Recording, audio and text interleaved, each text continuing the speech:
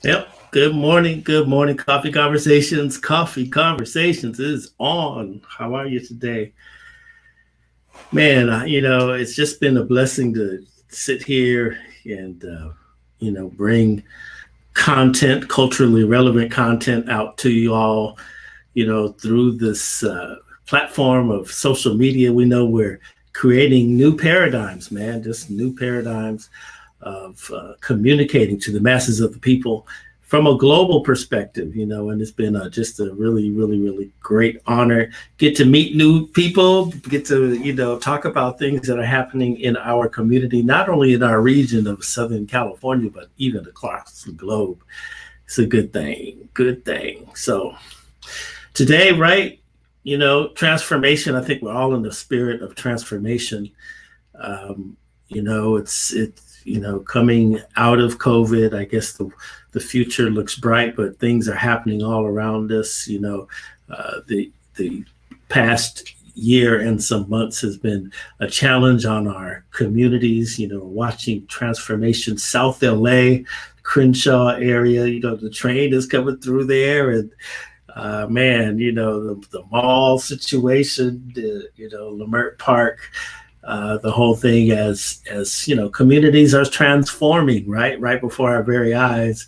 And today just want to talk to somebody who's centered in South LA in terms of, I guess, community development and all of that. We'll let him explain exactly what they do at Community Build.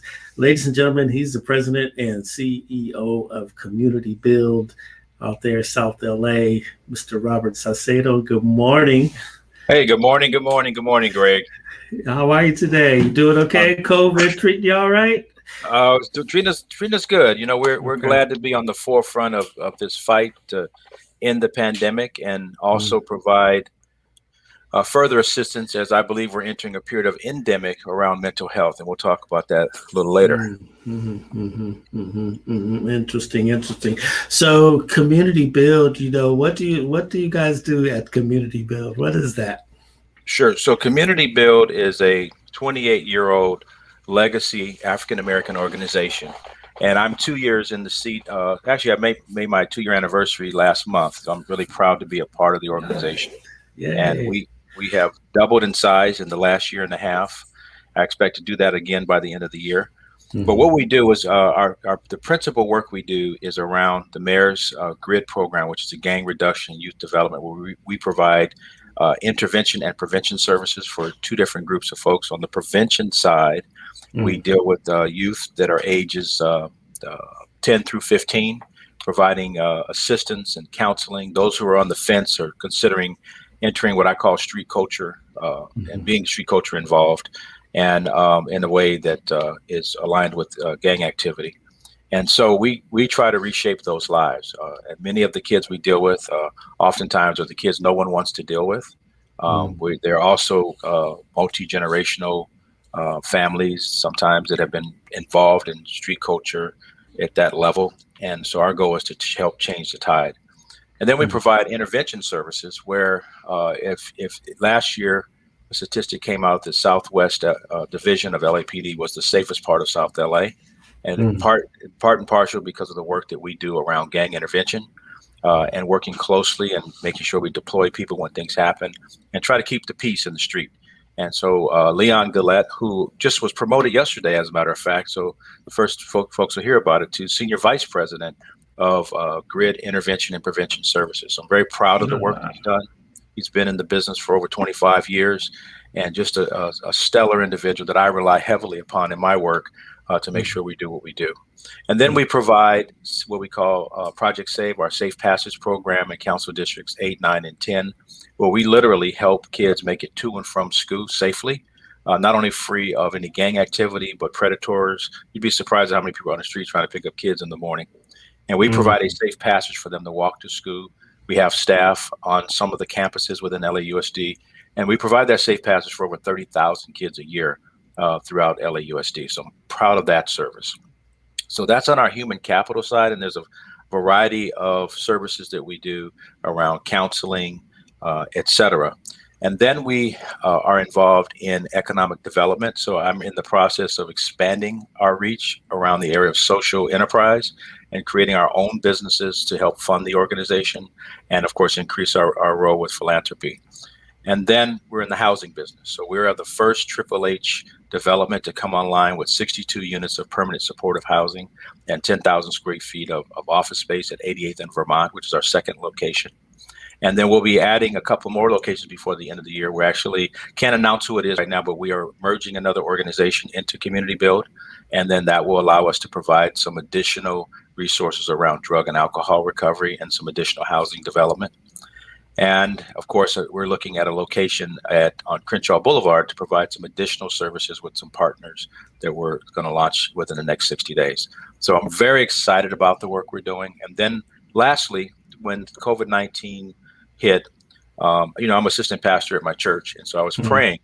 I was leaving a funeral on March 13th, and I noticed the lines were wrapping around the block. And I started to pray. And so the Lord gave me a vision of what needed to happen.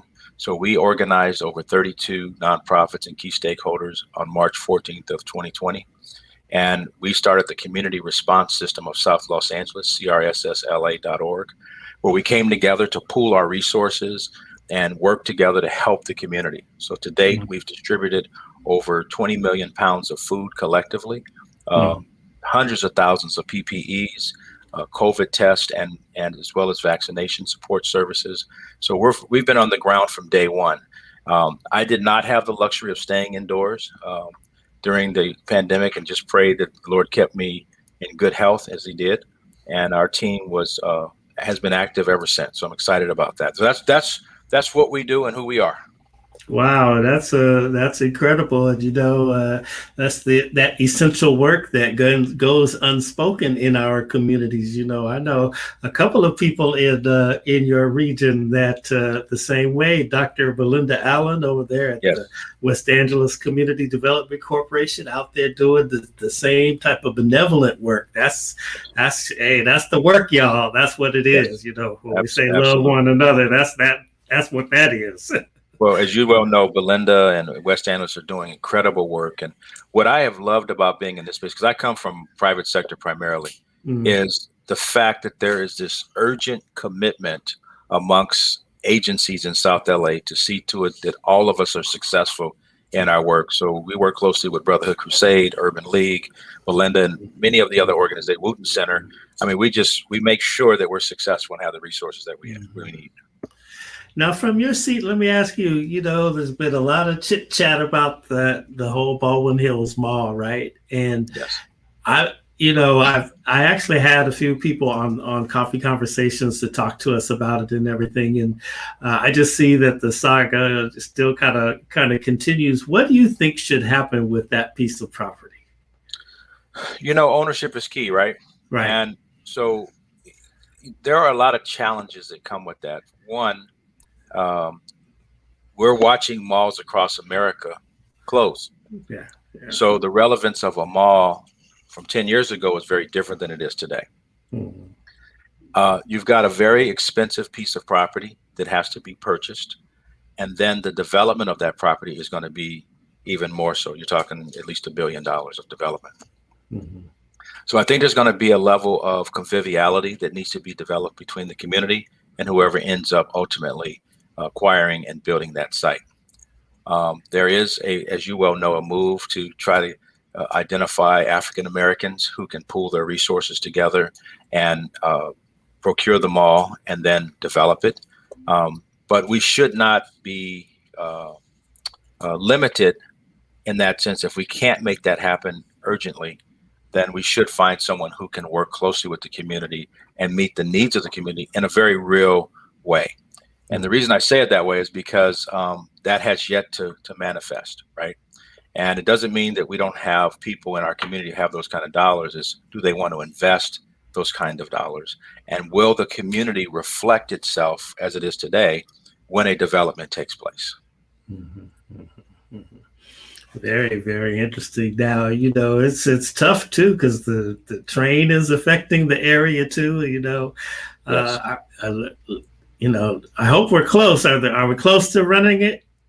Well, from what I hear, we are very close to Mm-hmm. opening sometime, I believe, early next year or by the end of the year. And Mm-hmm. so Metro has done a phenomenal job of moving the needle on the rail system as quickly as they can. It's unfortunate Phil Washington's moving on, but his team has done an incredible job of working towards not only building the rail system, but making sure that folks that look like you and I are part of those construction jobs. So I'm really proud of the work that he has put forth. Oh, Stephanie Wiggins is that she's no joke. No, well, so here's the thing, Stephanie, and I encourage every young woman listen to this radio station. I said young for a reason, because if I were to like I aspire to be like Phil in my leadership, right? A caring, Mm-hmm. concerned, visionary doer, right? Mm-hmm. And Stephanie definitely represents that business ethos. She's an incredible woman. She truly cares about people in general, and really she has a legacy of getting things done. So Mm-hmm. the good news is, although Phil has moved on, we I believe are going to have the genius of Stephanie Wiggins to take us to the next level. So Mm-hmm. Metro, if you would, Metro 3.0. Mm-hmm.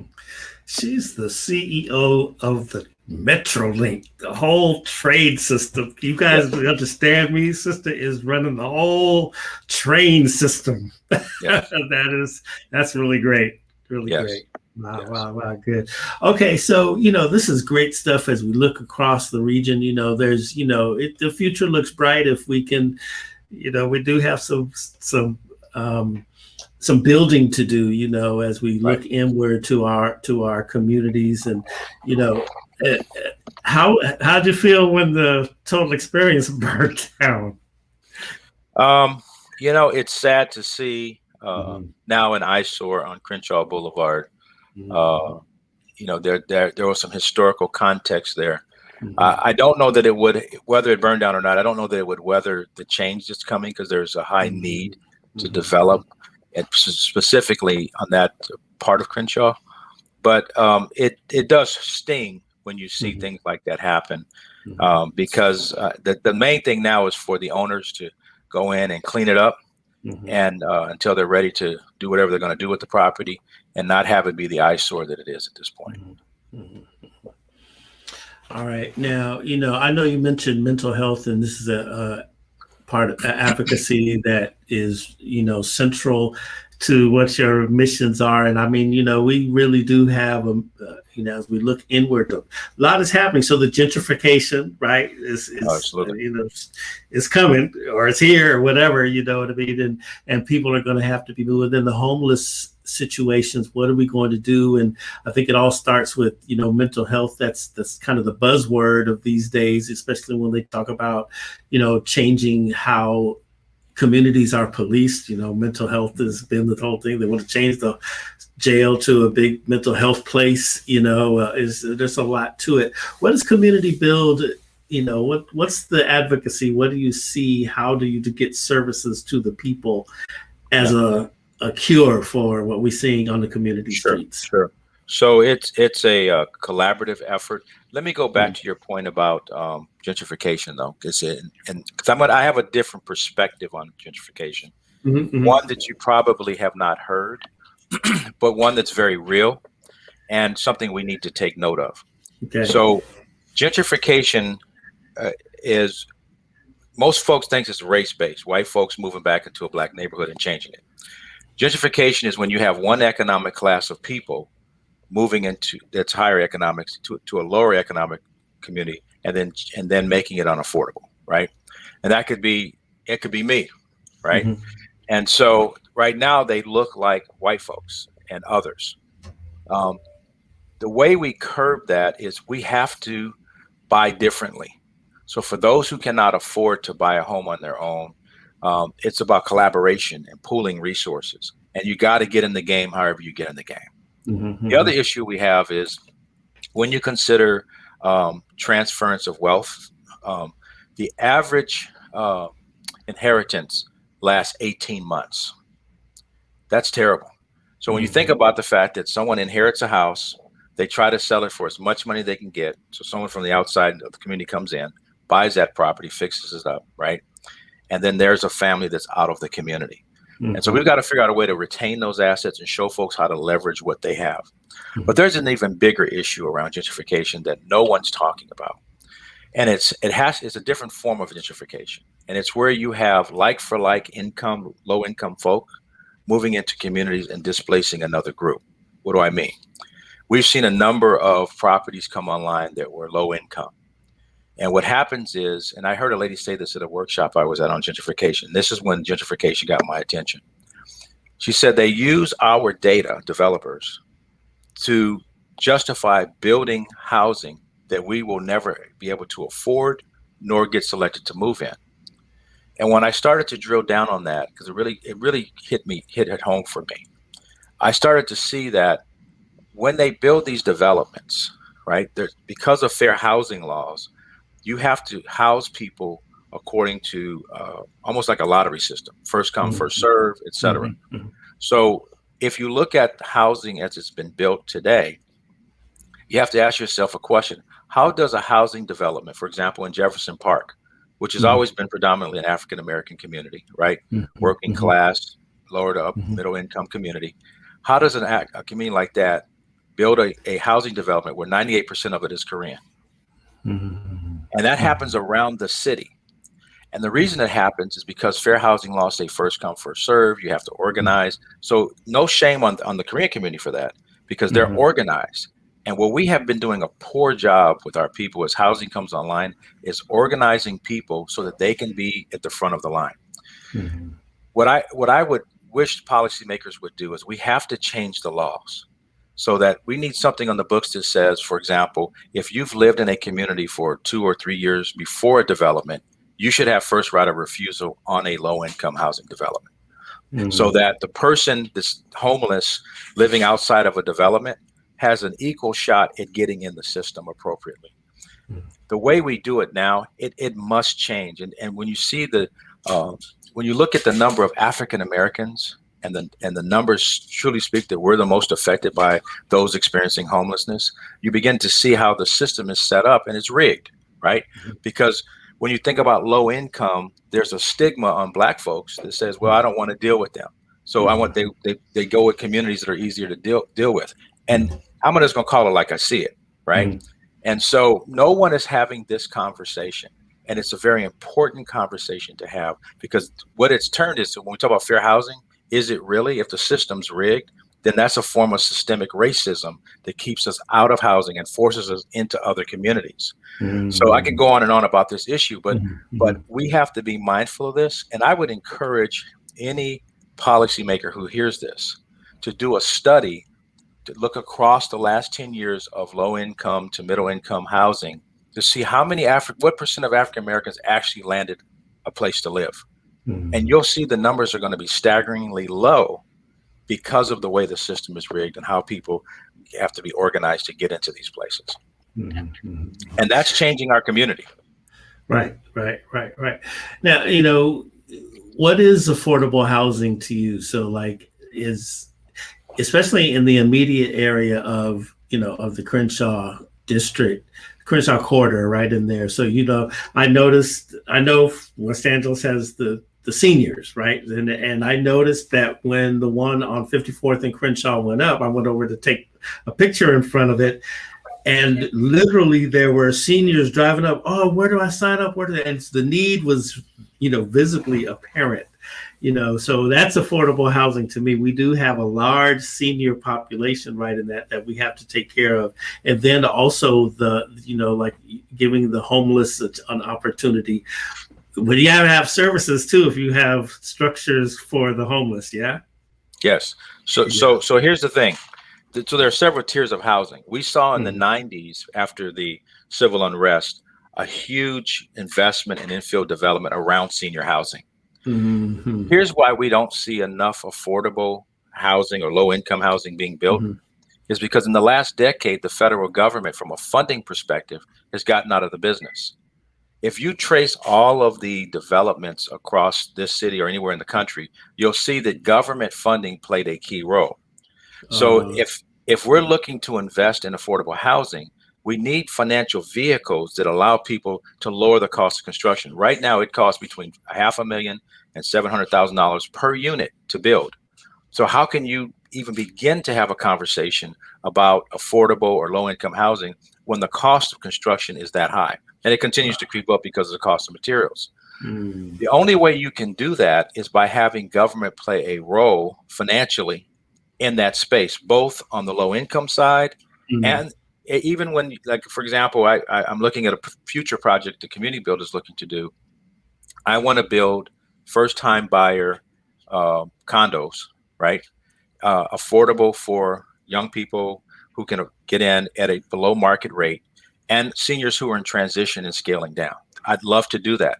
But the reality is there's not a financial product that would enable me to do so Mhm. because there's no way to, other than tax credits, to offset that. And even the tax credits aren't enough. Mhm. Mhm. So government at the federal level and state level, uh, this is where organizing comes in, and this is where we hold our policymakers accountable. We have to demand from them that we figure out a way to move more federal resources into housing development and make it attractive for developers to be able to build that type of housing. So that's one tier. When we look at affordable, there's affordable low income, right? Then there's market rate, and that's usually what the market will bear. So when we look at the fact that the capital markets are now involved in housing development, obviously they're not a nonprofit organization. They're in to make as much money as they can, as they should. I'm a capitalist at heart myself. But we've got to figure out what is that balance, right, of profitability versus uh, doing the right thing for humanity Mhm. Mhm. around the area of housing, and then building housing in such a way that we have what I call workforce housing, right? Because there's the working poor, and then there's folks like, I take my daughter, for example. My daughter graduated from USC, fight on, and then works for a tech firm, but she can't afford to buy a home in Los Angeles, Mhm. Mhm. right? Mhm. And not on her own. Mhm. She has, unless she moves to a community, and even in some of the lower income communities, housing is at five, six, $700,000, right? So when you look at that, how do we identify affordable products for workforce housing? And across the spectrum of, whether it's working poor or those who are moving into middle income, right? And then there's just affordable housing, whatever the market will bear. And we're seeing more of that happen because private capital is involved and it's not being offset by federal dollars. So we've got a Mhm. long ways to go. And I think where we have to go is we have to hold our policymakers at the state and federal level accountable at having this fight and having real conversations around what is fair housing, and take the systemic racism that people default to and say the rules say this, that, thus, and so. Hey, if the rules don't fit, change them, Mhm. right? Mhm. I mean, Mhm. I've always been one that, hey, if the rules don't fit what I need to do, I need new rules. Mhm. Mhm. And Mhm. that's how we have to act, I believe, around the issue of housing. Mhm. Mhm. All right, you mentioned the community builds work with gang intervention and that. So I'm assuming that you have good relationships with police and all of Yes. that. And in this particular day and time, man, we celebrated. We just observed the. Um, it's been a year since the murder of George Floyd, right before our very eyes. What's the vibe in that, in that space, right? Out here on these here streets, Yeah. when you're Yeah. really, where the rubber meets the road. What's the vibe, and how are we keeping balance with what's going on in that area? And that's the key word, is balance, right?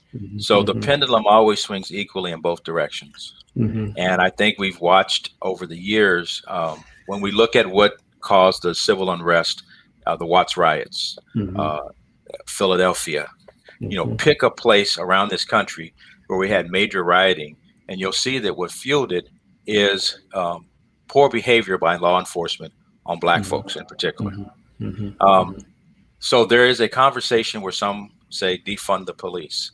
Mhm. The question I always ask is, well, what is the definition of defund the police? Mhm. Because there is no greater sound in the world when someone's rearing down on you and you hear that siren coming to help you. Yeah. So we know we need the police, right? Yeah. Yeah. Yeah. And let's be real, we've got problems in our community that have to Mhm. be addressed by the police. Mhm. Mhm. But the same token, we cannot expect that the police um, operate the same way when they're dealing with a mental health crisis or Mhm. some of the other social issues. Nor should they be in a paramilitary mindset when it comes to dealing with people. And I always liken it to this: what is a police officer?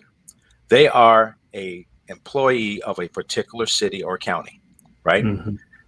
Just like the trash man is, just like the parks and recs people are. So Mhm. if I put my trash out incorrectly and the trash man pulled up and took my trash can and threw it at me and hit me in the head with it, he'd be wrong, right?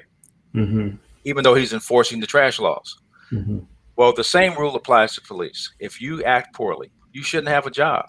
You're in the business of so-called protecting and serving. So the question is, who are you protecting and who are you serving?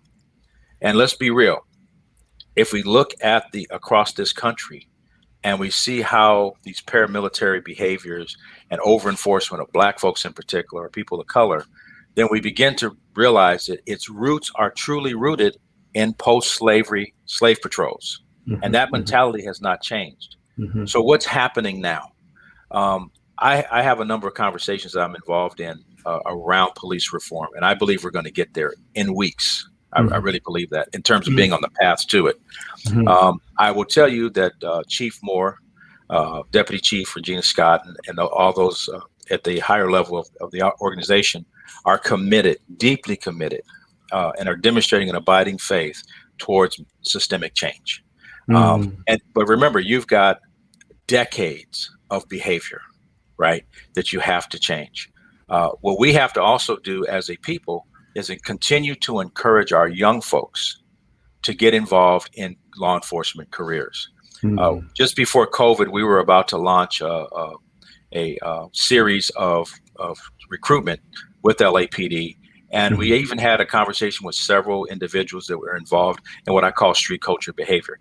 By the Mhm. way, I don't call people gang members because of the RICO Act. I don't want anybody affiliating. So I refer to it as street culture involved. That can mean anything, right? I made a mental note of that. I Yeah, like that. I like that yeah. one. I'll be using that one. Yes, yeah. And I tell every young person, do not affiliate, because if the Mhm. feds come in, you're gone.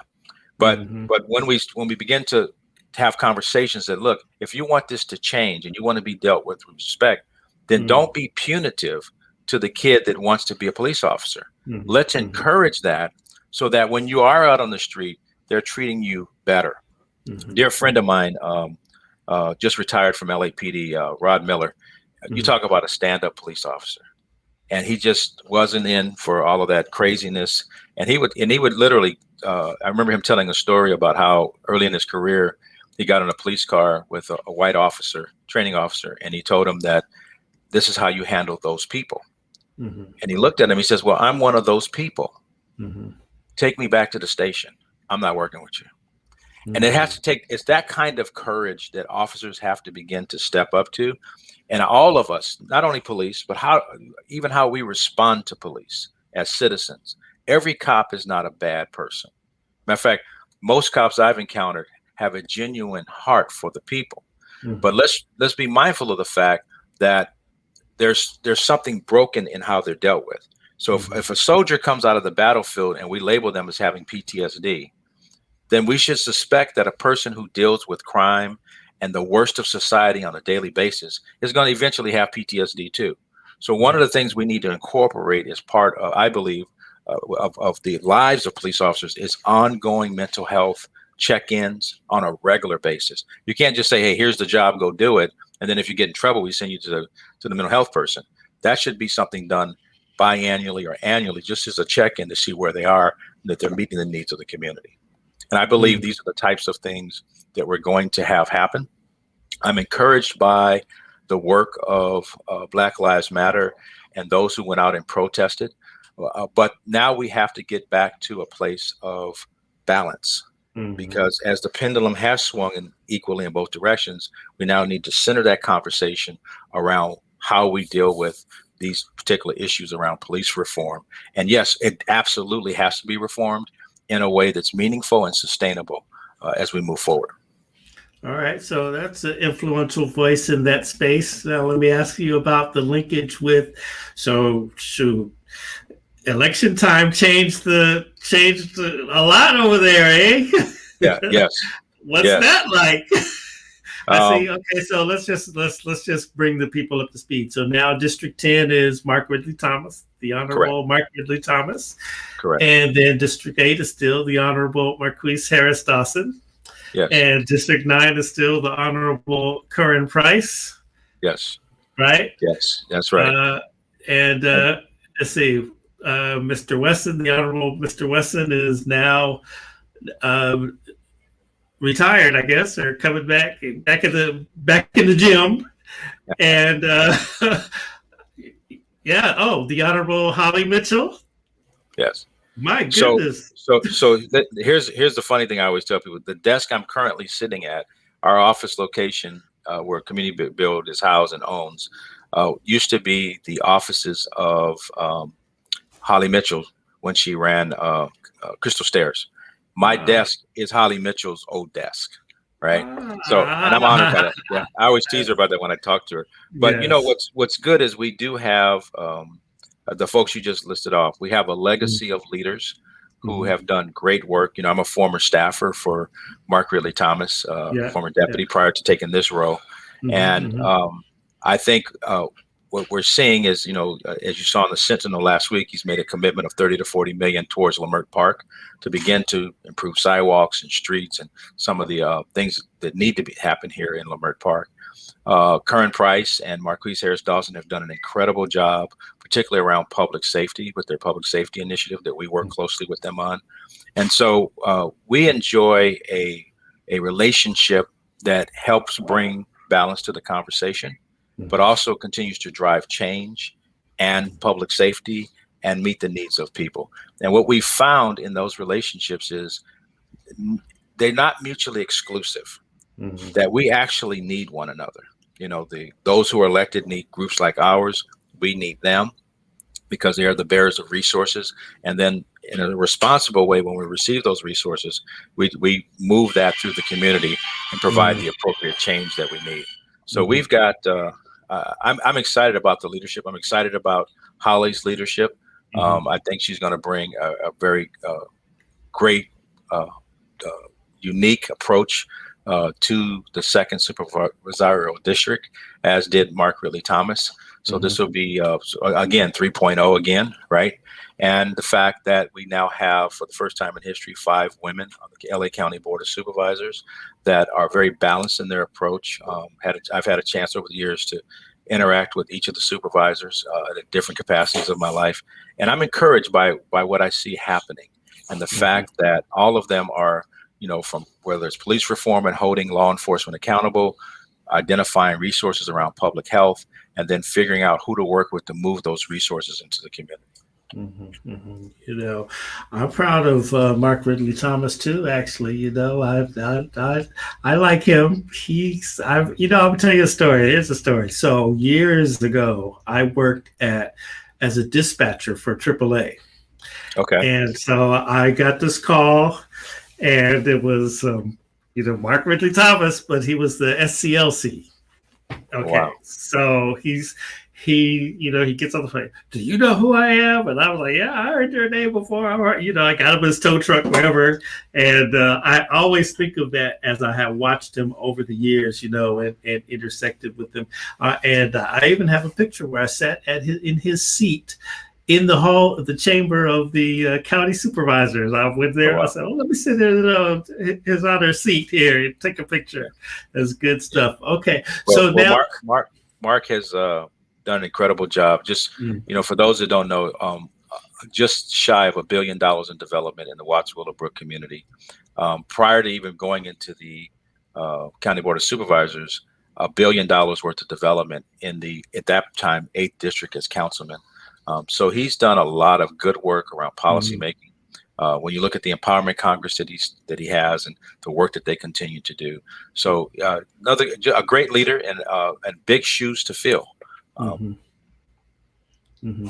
Let me ask you this question there, Mr. Saucedo. Okay, so community development, I hear you loud and clear. I got it. I see the vision. Where do the arts fit into all of this, in your opinion? Oh, wonderful. So we just brought on board Albert Lord, who is our Vice President of Government Relations and Arts Programs. Listen, the arts, first of all, I don't look at it as arts. I'm not an artistic person. The best art I can do personally is stick people, right? But I do love what the outcome of arts is. And what is it? It's the product, and it's a high revenue opportunity. So Otis College, if you get a chance, take a look at Otis College. Comes out with a report on the creative economy every year. The 2018 report, to me, is the most fascinating one that they've done to date, because it outlines the entire creative economy. And when you look at the value stream that they talk about, and for a person who's interested in that space, you could literally insert yourself, whether you want to be a studio, production, whatever. So a lot of times we see the folks in front of the camera as that, and we aspire towards that. But there's so much more opportunity behind the camera, as well as art itself, right? So, for example, what's coming up for us this month is the Black Music Month and Juneteenth pop-up exhibit at our location in Leimert Park. We're taking an art exhibit that Albert has put together and putting it in our windows so that you could see a historical picture of things around Los Angeles and the country. And I encourage folks to come out to 4305 Degnan Avenue to see that display. He's putting it up now as we speak, but I'm excited about that. Yeah, and so arts is a major economic engine.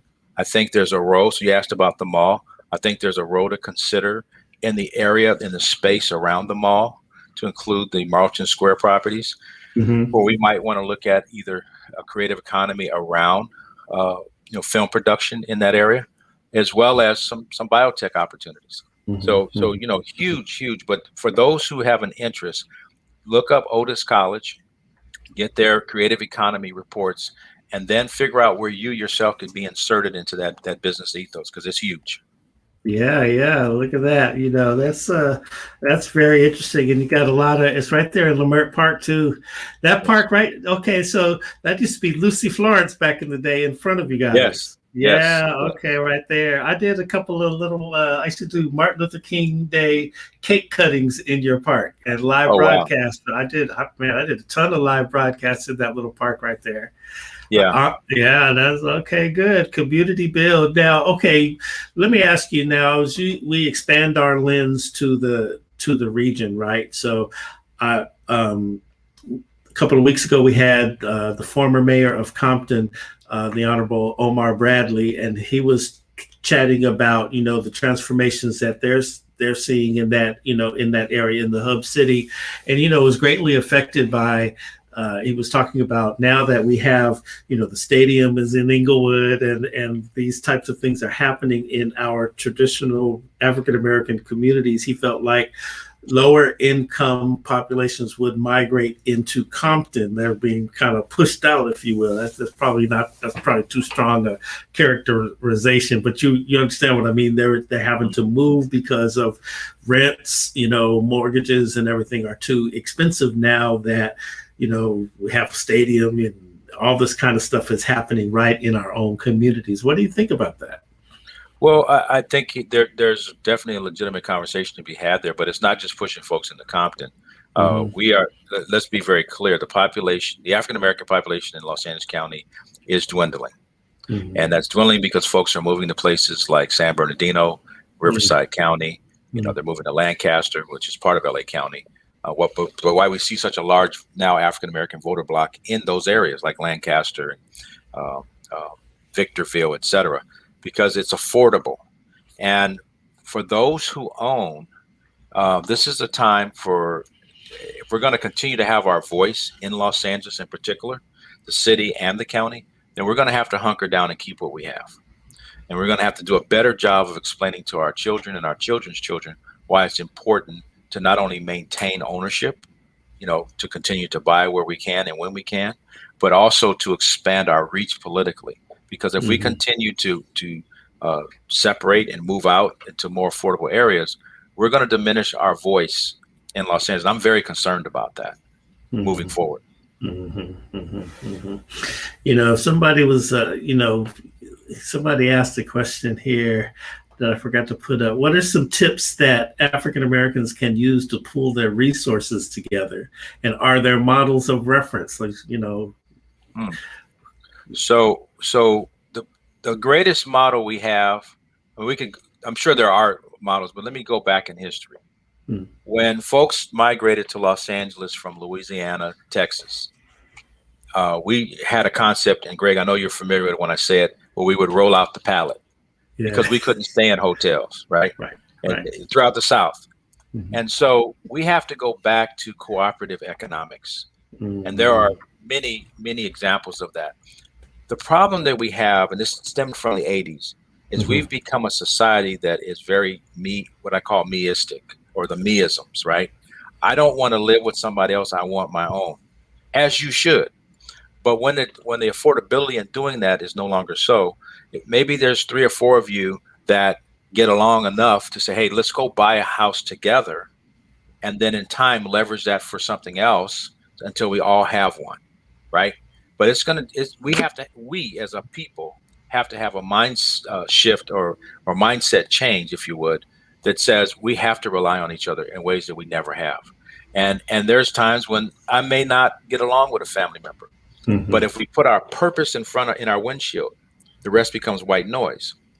And if our purpose is wealth creation, then we have to understand wealth is not going to be derived from a single job, right? So that means looking at opportunities. Another example of what we need to look at, and I had this conversation recently, is people talk about small business development, right?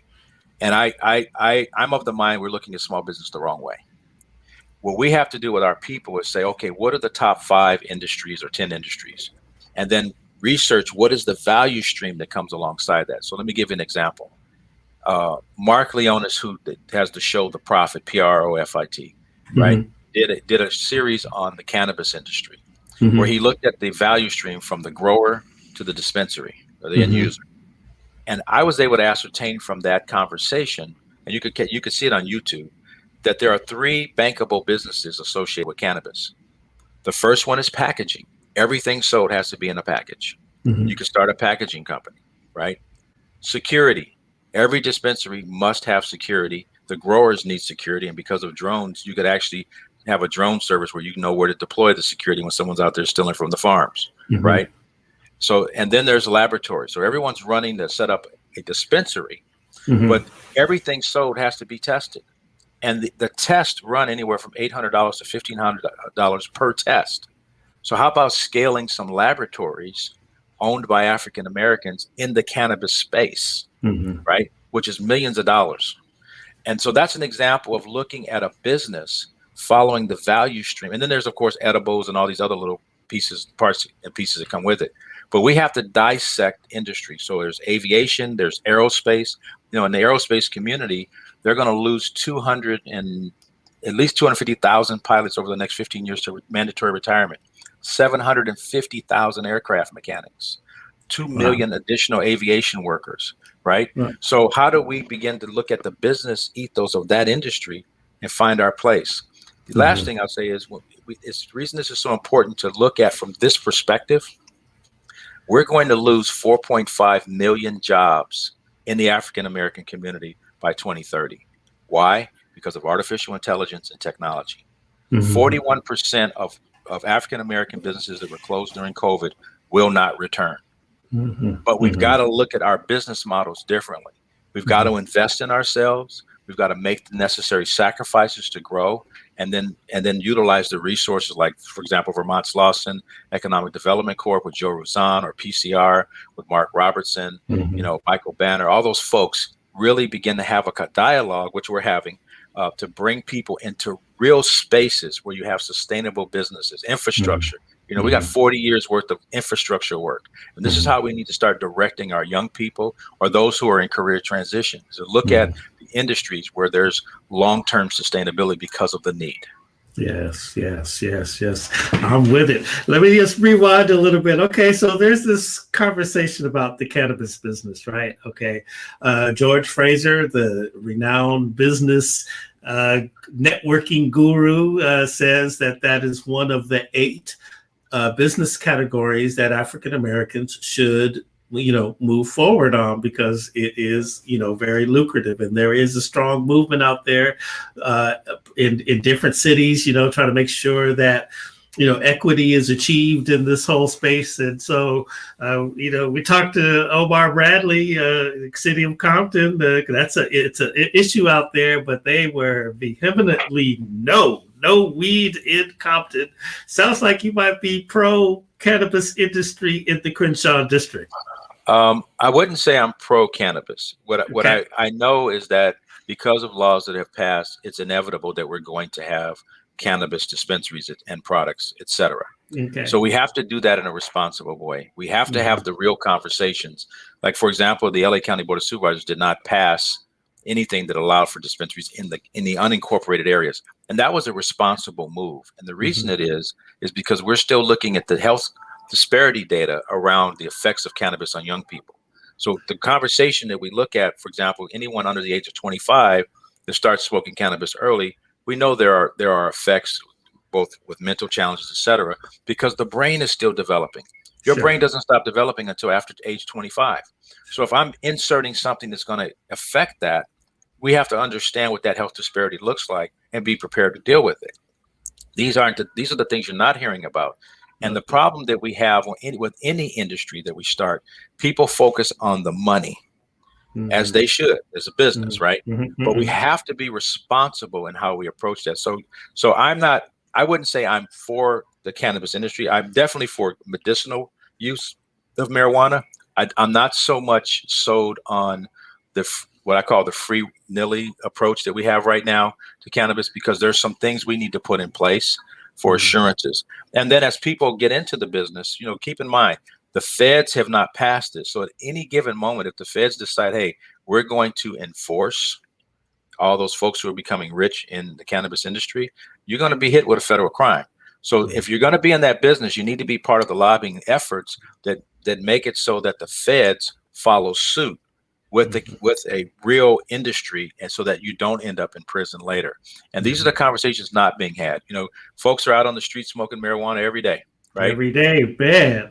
But what they don't know is you can't do that. When the law passed, it doesn't say you can go and drive down the street smoking a joint, just like you can't drive down the street drinking. And so we have to make sure people understand the law as it's written, and that it's equitably distributed, and that you understand that, when you fire up, your neighbor upstairs or next door is going to get high with you. And how do you do that in a responsible way? Secondhand smoke. Yes. Do it like in Amsterdam, have the coffee shop. they pour us like a cigar shop, right? Right. So if I were going to be in that business, personally, I wouldn't get in the dispensary business. I would get in the lab business or the security side of it, or the packaging side of it. And then too, the trades, we went through a generation where people kind of looked down, I guess, on the trades. It wasn't really a conversation you would have when you're, trying to encourage your children for, to get a higher education, so to get these big time jobs. But the trades, there's a lot of construction going on around here. So the trades is something to get into too, huh? Well, yeah. And infrastructure is, there's high needs, whether it's sewers, roads, housing, et cetera, right? And again, that's where we have to have very real conversations. I always joke about the fact that in the old days, there were a few people that always had cash. The shoe shine man, because it was usually the bookie, the insurance man, the electrician, and the carpenter in the neighborhood. Always had money because people always needed them. And so I think the fact that we discourage young people from taking on the trades and making the appropriate sacrifices to be in the trades. Let me give you an example. If you consider those who are work for DWP as linemen, or Edison, pick an industry, right? Pick a company. Those guys make between $200,000 and $300,000 a year with overtime. But the system is rigged, again, of course, because our young people get in it, and it's very difficult for African Americans to get through that process because a lot of it is subjective. So the unions have to be held more accountable in that regard. But if you can make it through and become a journeyman electrician, just around that particular specific aspect of the trade, you know you're going to make $200,000, $300,000, $400,000 with overtime, or you can start your own business and do the same. So we have to really understand this. When we say that there's the trades, we have to understand that once you're trained to make a lifetime of income, whether you work for someone or work for yourself. Yeah. So now we encourage, the community to do, there's some discipline that the people need, and access to information. And I guess, like this question here is, how do we get our communities to be intentional about their dollars so that it scales the economic infrastructures in our communities? Because let's just face it, when you're in business, you got to watch, how you're handling your affairs, right? So that you can be successful. And oftentimes we probably get a little lax in our, in our stuff. How do we get the community to be more intentional? Well, one of the things we can be intentional about is how we spend our money, right? So if you start your own business, you start to experience success. You probably should not run out and get the Mercedes and the boat and the toys, but reinvest that money in retirement and in your business, et cetera. So one is our spending habits have to be changed. Two is we have to redefine, what does success look like? And am I building a business that's just for me, or is my goal to establish a business that's multi-generational, right? And then the other thing we have to look at, for those who want to go in business, I'll leak this to you.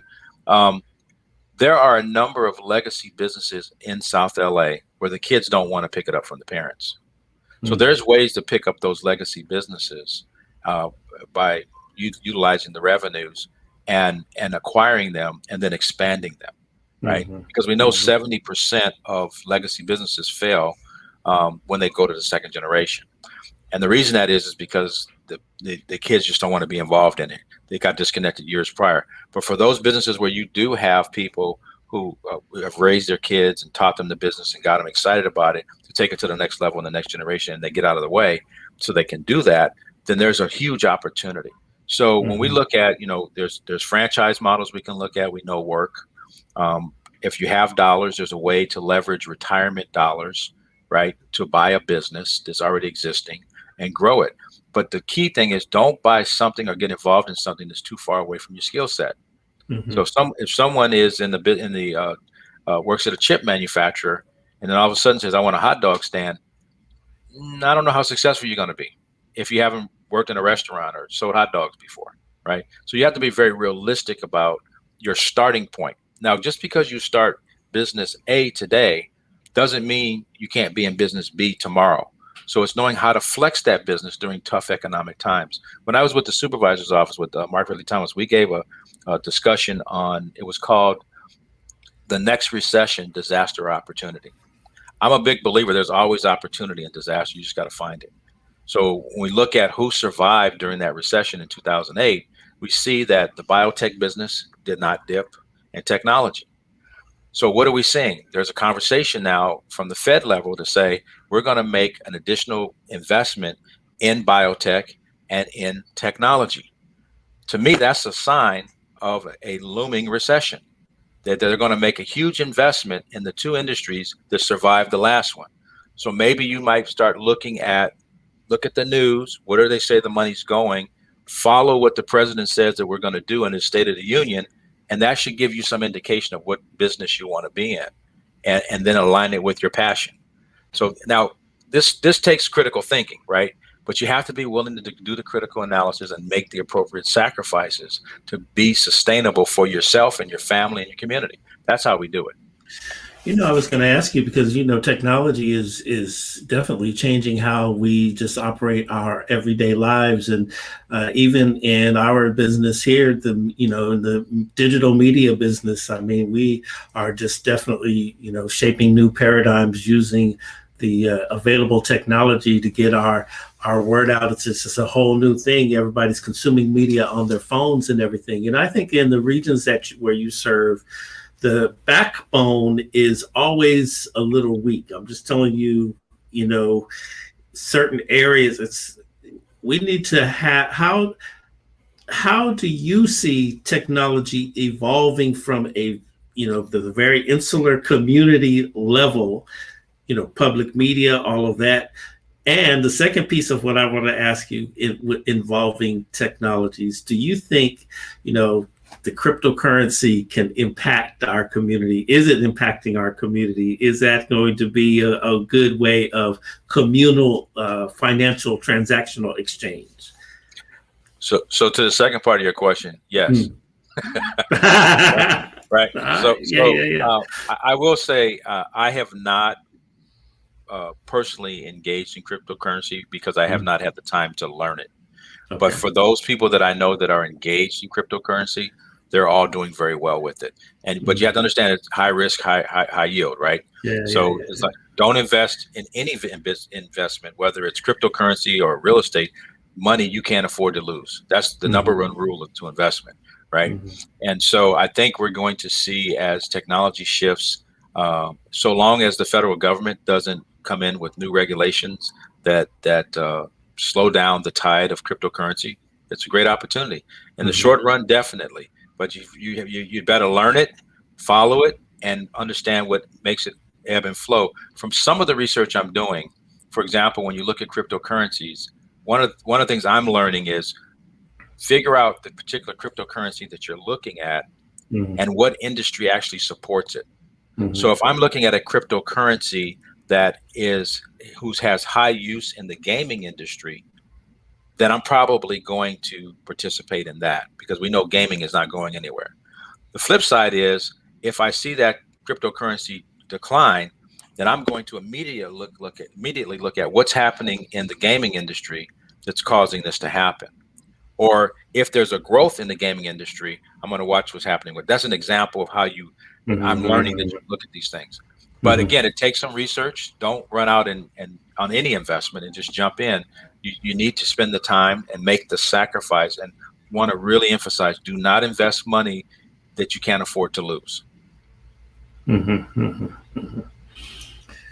Well, okay, so technology infrastructure, though, on that, the first part of the question, I really think that's, you know, it's all the great stuff that you're talking about. We need to be able to now scale and in our communities. So, you know, like you over in your area, you have Morris Media Studios over there doing great things. You know, I don't know if Crenshaw has any more like a public access TV type situation, or there's this budding, you know, community of Black people all across Southern California who are using these social media platforms now to communicate, you know, local news and local observations and everything. And you even see, you know, the industry standards, the community communication standards, the Los Angeles Sentinel, you see them doing now, you know, live streams and everything in order to report the news. But it sounds like I only mentioned all of that.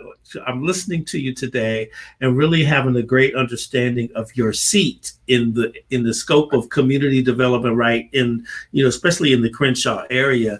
And it seems like you could help advocate for, you know, stronger access for these digital creatives in that space, better access to internet, you know, so high cost and all of that whole thing. You know, we really need to get into the groundswell of, it's really interacting like with the phone company, right? Where the wires are to give us better access, and then even expressing more creativity among the digital media professionals that are right there in the Crenshaw area. You know, Greg, let me say you're spot on. And there are conversations being had that I'm not prepared to talk about today around that space and what happens. I would highly encourage you, if you don't know him, Kevin Harbor from BizFed is an expert in that space. You need to have him on your show. Kevin could talk. He has a background in that specific technology around the phones and carriers and digital platforms. Fascinating man.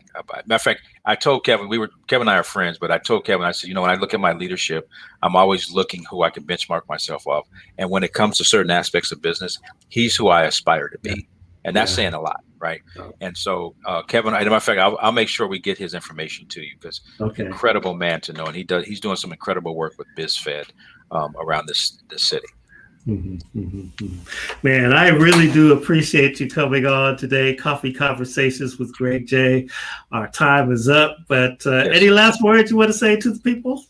You know, what I'd say to your audience is stay engaged. Don't get complacent. Let's not rely on government to be the total solution. We all have to remain involved, and let's also operate in truth and eliminate what we call truth decay that's happening in our community. Yes. And lastly, you know, if you have a need around some of the services that we've talked about, you can visit our website at communitybuildinc.org, or you could go to crssla.org to find out more about our COVID response and what we're doing around vaccinations. And we'll be releasing some commercials around messaging for our community soon. Okay. All right. That's good stuff. We're putting all of that in the chat, y'all. You know how to get it. And then also, too, if you want to see this, if you missed any part of our live, that's okay. It's on demand out there on Coffee Conversations with Greg J. We'll repurpose the audio and put that wherever you want to hear your favorite podcast. We're on Apple, we're on Spreaker, we're on iHeart, we're on just all of them, just Google it, Coffee Conversations with Greg J. If you don't want to look at our beautiful faces, you can just hear it audio only right there and wherever you get your favorite podcast. All right. Well, get on with your day. Make it a great one. Before we go, let me just tell you something. Juneteenth is coming up. Right. And so we are doing at our here Dream Creator Studio. We're based in the East Village Arts District of Long Beach, California. And so, we're down here. We're getting ready to do the reflections of Juneteenth. And wow, we have some really powerful information. When we go with that live stream, be sure you mark the date and time is June 19th, 6 p.m. More on that on all of our social media platforms. Plus, we're doing the Black Arts LA Juneteenth virtual festival, so more on that later too. So, all right, y'all, love one another, love one another, love one another. Peace and blessings.